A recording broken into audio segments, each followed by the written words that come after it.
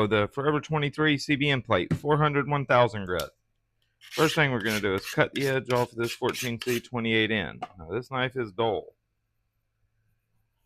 Okay, so we're going to take Windex, 400 grit side.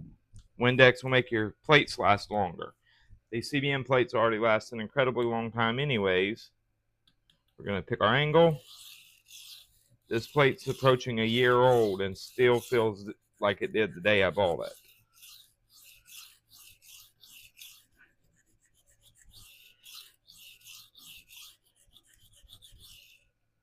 All right, we got a burr.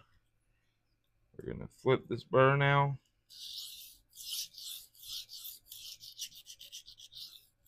That's the benefit of CBN over diamond, is the particles are much tougher than diamond, so they don't fracture away. All right, now we're going to go over to the 1K side.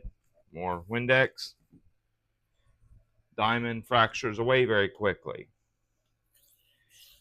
CBN does not, so CBN will stay lasting much longer.